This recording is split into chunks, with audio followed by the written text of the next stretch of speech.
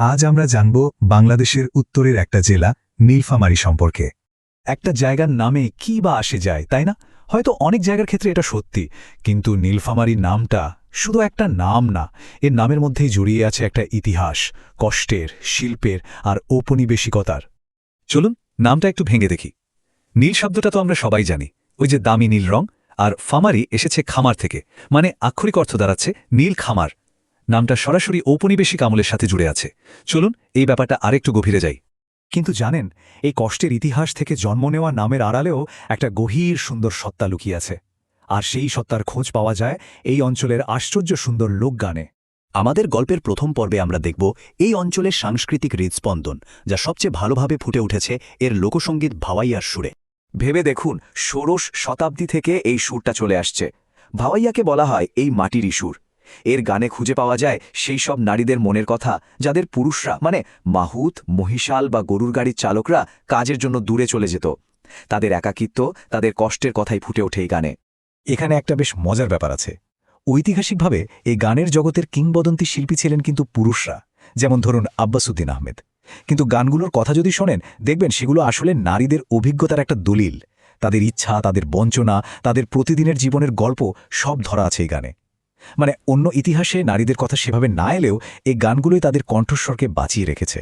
এই অঞ্চলের সংস্কৃতি কিন্তু শুধু কানে শোনা নয়, এর স্বাদও নেওয়া যায়। উত্তরবঙ্গের রান্নাঘরের ভেতরে উকি দিলে এই অঞ্চলের পরিচয়ের একটা অন্য রকম দিক খুঁজে পাওয়া যায়।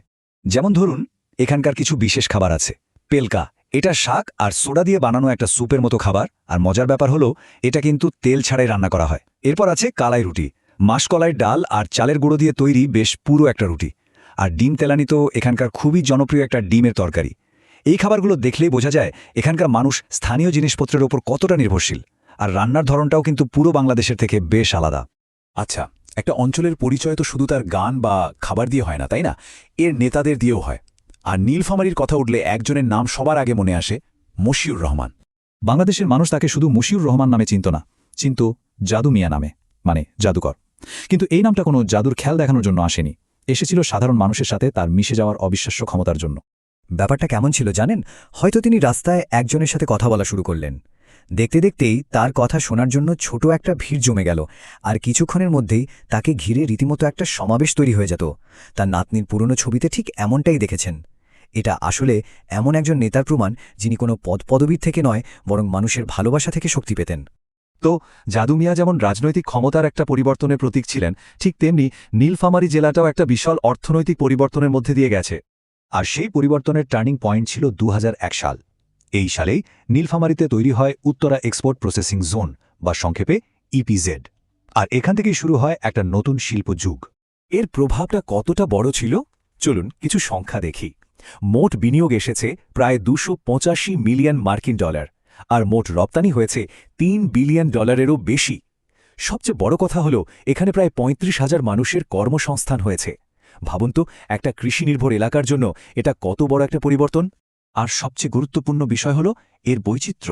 যে জমিতে একসময় শুধু নীল চাষে বাধ্য করা হতো, সেই জমিতে এখন কি কি তৈরি হচ্ছে দেখুন।